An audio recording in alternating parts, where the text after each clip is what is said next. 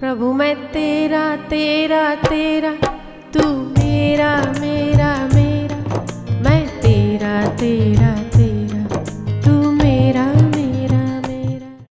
मंगलम मंगलेभ्योऽपि पावनम पावनेभ्योऽपि हरिर्नामैव केवलम कलो नास्तेव नास्तेव नास्तेव गतिरन्यथा। कलयुग में केवल और केवल संकीर्तन ही तारने वाला एक उत्तम साधन है। चैतन्य महाप्रभु देखो गौरांग, चैतन्य महाप्रभु हरि बोल करके सड़कों में नाचते थे। उनके वाइब्रेशन इतने पावरफुल थे कि जो उनको देखता वो भी हरि बोल करने लगता। लोग सोचते थे कि इनको कौन से वाइब्रेशन आ जाते, पागल हो जाते हैं लोग। देखो यहाँ पे भी कई पागल हो जाते। तो वो उनका स्तर है इतना। कुंडलिनी शक्ति जब जगती है तो व्यक्ति की नीचे से ऊपर के केंद्रों में जब गति होती है तो स्वाभाविक ही वो आनंद, वो रस आता है। जो व्यक्ति जितना जड़ है उसको भगवान के नाम में उतनी रुचि नहीं होती। जितना व्यक्ति सूक्ष्म है उसको भगवान का नाम अच्छा लगता है, सत्संग सुनना अच्छा लगता है, सात्विक जगहों पर जाना अच्छा लगता है।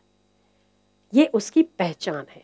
जब जब हमारी वृत्ति संसार की ओर होती है, जब जब हमारी वृत्ति भगवान नाम में ना लगे, समझ लो कि तामसी मन ज्यादा प्रभावशाली हो रहा है। और जब जब कुछ कभी कभी आप लोग उठते होंगे, सोकर जब आप उठते हैं तो कोई कोई दिन आपका मन बहुत प्रसन्न रहता है, बिना कुछ किए बहुत प्रसन्न। अरे आज तो तुम मांगो वो दे दूं, है ना, ऐसा मन होता है। और कभी कभी तो आप सुबह उठते हैं और गुनगुना के उठते हैं। आपकी पत्नी या पति सोचते होंगे कि आज इसको क्या हो गया, कल क्या खाया था। ऐसा अच्छा, बहुत बहुत ही विचार सात्विक होते हैं। और कभी कभी बिना मतलब और बेवजह आपको चिड़चिड़ापन आता है, यह आपको स्वाभाविक है। तो ये हमारे मन की वृत्तियां क्यों है। मन सात्विक, राजस और तामस में रहता है। जब आप तामसी होते हैं तब आप कोई अच्छा भी बोले तभी भी आपको उल्टा लगता है, और जब मन बहुत सात्विक होता है तब आप कुछ भी ना करो तभी भी आपका मन हल्का फुल्का लगता है, बहुत अच्छा लगता है।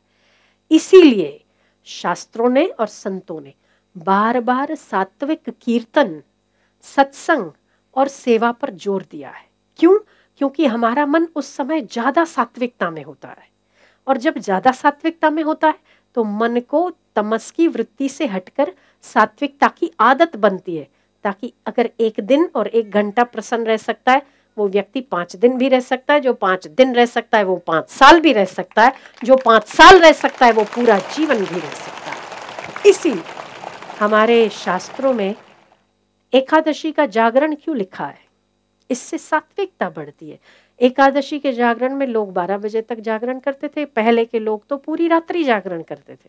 वो जागरण करके गांव की, शहरों की महिलाएं एक साथ बैठकर भजन कीर्तन करती, अलग अलग भजन गाती। अब तो वो प्रचलन और प्रथा कम हो गई है। जितनी प्रचलन और प्रथाएं कम हो गई है सात्विकता बढ़ाने की, उतना ही दुख और परेशानी ज्यादा है। बैठे बैठे आप कुछ नहीं करते, कोई कुछ नहीं कहता, फिर भी मारू मन आज मजा नहीं आती, मेरे मन में आज ना कुछ मजा नहीं आ रहा है। मजा क्यों नहीं आ रहा है भाई? किसी ने कुछ गाली दी, किसी ने कुछ कहा ना, बस मजा नहीं आ रहा, मूड नहीं है मेरा। तो ये असात्विकता का भाव जो है वो हमारी दिन भर की प्रवृत्तियों की वजह से चिड़चिड़ापन। और आजकल चिड़चिड़ापन के लिए तो फोन जितना ज्यादा उपयोग करते हैं उतना ज्यादा चिड़चिड़ापन आता है। तो ये जो एकादशियां हैं और एकादशियों का विधान है, आपको मैं क्या बताऊं। युधिष्ठिर महाराज कृष्ण भगवान से जब एकादशी की महिमा पूछते हैं तो कृष्ण भगवान कहते हैं कि युधिष्ठिर, हे नृप श्रेष्ठ, तुमने मुझे एकादशी की महिमा पूछी है। एकादशी का वर्णन तो जो व्रत करता है और व्रत करके जागरण करके जो भगवान के नामों का जप करता है उसके पुण्यों की गणना तो ब्रह्मा जी भी नहीं कर सकते, तो मेरी तो क्या बात है। इतने पुण्यों की प्राप्ति होती है एकादशी का व्रत करने से। इसीलिए प्रत्येक मनुष्य को, गृहस्थी हो या सन्यासी हो, प्रत्येक व्यक्ति को एकादशी का व्रत करना चाहिए और रात्रि को संकीर्तन करना चाहिए। जिसको कर्जा बहुत है और हम कहीं से कोई ऐसा चांस नहीं है कि हम अपने घर की लोन या हम कर्जा उतार सके, हम उनको बोलते हैं आंखें बंद करके 11 एकादशी करो, कुछ मत करो। और आप नहीं मानोगे कि उन लोगों को आशातीत परिणाम मिलते हैं। ऐसे ऐसे लोगों को मैंने एकादशी करवाई और लोगों को ठीक किया है।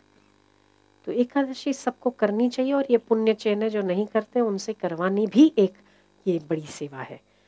और गीता जयंती आ रही है। बहुत दुख की बात है कि बच्चे, जब ईसाई के बच्चे छोटे होते हैं ना, तो उन्हें पहली शिक्षा दी जाती है कि बाइबल को प्रणाम करो, मत्था टेको। बाइबल को चर्च में ले जाते हैं वो छोटे से बच्चे को और बाइबल को मत्था टेकवाते हैं। और जब थोड़ा पढ़ने लायक हो जाता है तो बाइबल की एक साखी या जो भी उसमें आयत, क्या बोलते हैं उसे, वो पढ़वाते हैं बच्चे से। वो बच्चे को सुनाते हैं। बच्चा नहीं समझता है, फिर भी बच्चे को सुनाते हैं। पर हमारे हिंदू लोग क्या, कभी हम बच्चे जब बोलना सीखते हैं तो क्या पहला श्लोक गीता का बोलते हैं? बड़े ही नहीं बोलते। बच्चे क्या बोलेंगे? बड़ों को पता है क्या गीता में क्या लिखा है? पता है आपको? नहीं पता होगा। प्रत्येक व्यक्ति को, अब तो आपको पता नहीं होगा, ऑक्सफोर्ड यूनिवर्सिटी में गीता जी कंपलसरी पढ़ाई जाती है। ऐसे इंग्लैंड में कई स्कूल्स ऐसे हैं जो गीता जी के श्लोकों का उच्चारण आज भी करते हैं, आज भी। तो हमें कटिबद्ध होना चाहिए। हमारे बच्चों को जरूर, पिछले साल 1 लाख बच्चों ने गीता जी के श्लोकों को पाठ किया था। इस बार हम सोच रहे हैं कम से कम 5 लाख तो करने चाहिए। पूरे भारत में 5 लाख तो कुछ नहीं है, आबादी 125 करोड़ की है। तो आप अगर एक एक व्यक्ति भी थोड़े थोड़े बच्चों को लेकर भी अगर गीता जी का पाठ कराते हो तो आप धर्म की और देवी कार्य की सबसे बड़ी सेवा करते हो। दूसरा, एकादशी जरूर करनी चाहिए। एकादशी का व्रत जो नहीं कर सकते, जो व्रत नहीं कर सकते, कौन नहीं कर सकता है? शास्त्रों में उन व्यक्तियों को छूट दी है, जैसे कि गर्भवती स्त्रियां, वो ना करे तो चलता है। वृद्ध और बालक, ये 3 प्रकार के लोग एकादशी ना करें। पर इसका मतलब अन्न नहीं खाना, चावल नहीं खाना है। हो सके तो फलाहार कर सकता है। जो वृद्ध हो, बीमार हो, गर्भवती हो और बालक हो, उन व्यक्तियों को फलाहार करना चाहिए, पर उपवास तो जरूर करना चाहिए। जो लोग के घर में वृद्ध व्यक्तियों और अन्न बनता है, उन लोगों को भी एकादशी के दिन चावल बिल्कुल नहीं खाना चाहिए। चावल में पाप का वास माना जाता है। और अगर साइंटिफिक रीजन से अगर आप देखो, लॉजिकली देखो, तब भी चावल हजम नहीं होती एकादशी के दिन। पर व्रत करने से क्या होता है मैं बताऊं, इसका लॉजिक है। जब हम व्रत करते हैं ना तो हमारे पुण्य बढ़ते हैं। व्रत, उपवास, सत्संग का श्रवण और भगवान नाम का जप हमारे पुण्य को बढ़ाता है। ठीक है, तो कोई ना कोई पाप हमारे जो आड़े आता है, पाप तो हर व्यक्ति हर दिन में कितनी बार करता है, पर उसका निराकरण कोई नहीं जानता। पाप तो आपसे चलते फिरते भी हो जाते। आप बोलो मैंने अपने जीवन में कोई पाप नहीं किया, ऐसा निष्पाप व्यक्ति कोई भी नहीं मिलेगा। जो व्यक्ति दूसरों का हृदय नहीं दुखाता, जो व्यक्ति दूसरों की सेवा में लगा रहता है, ऐसे महापुरुष भी जाने और अनजाने चलते चलते चींटियां मरती है, चलते चलते चौमासे में कितने सारे, तो ये भी एक पाप माना गया है। तो पाप किससे नहीं होता? तो वो जब हम पाप चरम सीमा पर होता है, तब रोग आना, भटकना, दुख आना, ये बहुत स्वाभाविक हो जाता है। तो जब हम व्रत करते हैं तो व्रत से पुण्य बढ़ता है। व्रत से पुण्य बढ़ता है तो पापों की तादाद कम होके, जब पुण्य संचित होके जब उभरने लगते हैं, तब आपके सारे काम बनते हैं। आपको लगता है एकादशी नहीं करते, अब बात हकीकत है। आप जब व्रत करते हैं, जब आप उपवास करते हैं, तो आपकी पुण्यों की मात्रा बढ़ जाती है। इसीलिए हम आपको बार बार कहते हैं कि अपने कल्याण के निमित्त जो कुछ भी करना पड़े वो जरूर करना चाहिए। उसमें नाम जप आ गया। आप कुछ समय जो आप सुबह बैठते हैं नियम में, हर व्यक्ति को, गृहस्थी हो चाहे सन्यासी, कुछ समय भजन के लिए ज़रूर निकालना चाहिए। 15 दिन में एक बार व्रत तो शरीर के स्वास्थ्य के लिए भी अच्छा है, नहीं तो ओवरलोडेड हो जाती किडनी, लीवर, सारे फंक्शन आप सारा दिन डालते रहते। एक दिन तो आराम देना बनता है ना। माइयों को भी हफ्ते में 1 दिन आराम चाहिए। जब गाड़ी बहुत चल चल के थक जाती है, 100 किलोमीटर, 150, 200, तो हम उसे भी आराम देते हैं। इंजन खोल के उसमें पानी डालना। दिल्ली से फ्लाइट अहमदाबाद आती है, तब उसे भी 2 घंटे का रेस्ट देते हैं हम, और उसका इंजन की साफ सफाई करते हैं। ट्रेन जब एक जगह से दूसरी जगह जाती है तो 4-5 घंटे यार्ड में पड़ी रहती है ना, पता है ना आपको।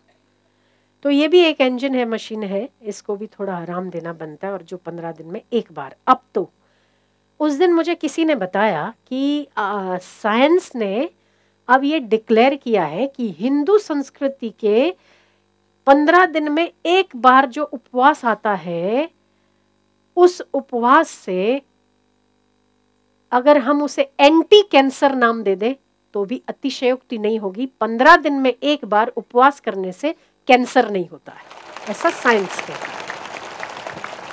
पर आजकल के बच्चे हमारे बोलो एकादशी करो, आવું બધું અમને ના ફાવે તો પછી કેન્સર ફાવે, બીમારી ફાવે, હવે બધું ફાવે। હીધું હીધું કરતા હોય તો શું ખોટું, पर सीधा नहीं करना है, टेढ़ा जो वो साइंस बोलेगा वो करना है। पर जो हमारे बेचारे ऋषि मुनि अपना जीवन खपा दिए इन सब रिसर्च के पीछे, वो क्या है?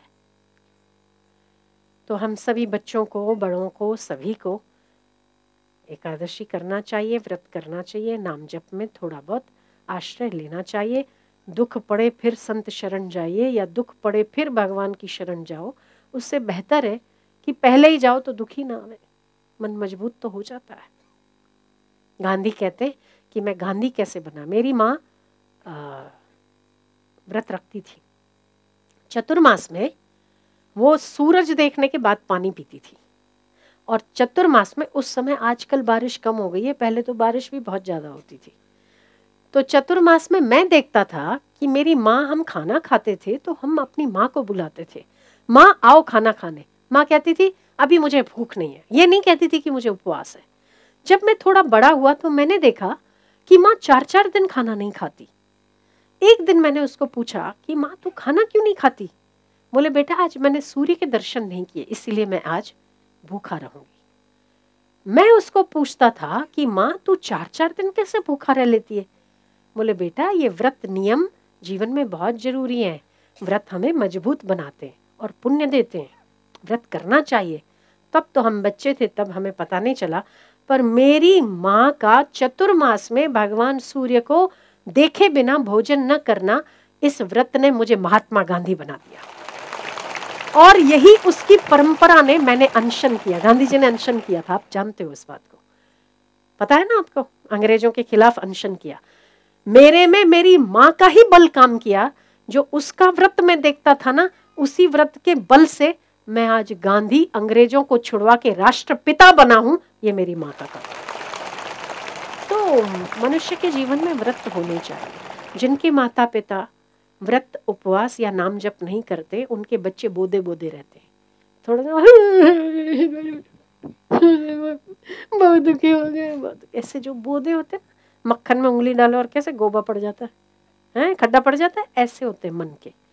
जिनके माता पिता मजबूत होते हैं, जिनके माता पिता व्रत करते हैं, उपवास करते हैं, शरीर को स्वस्थ बनाते हैं और सत्संग का श्रवण करते हैं, उनके बच्चे और ज्यादा तगड़े होते हैं। इसलिए अपने आने वाली पीढ़ी को मजबूत करने के लिए भी आज के जवानों को व्रत, उपवास, नियम, सत्संग का सहारा जरूर लेना चाहिए। प्रभु मैं तेरा तेरा तेरा, तू मेरा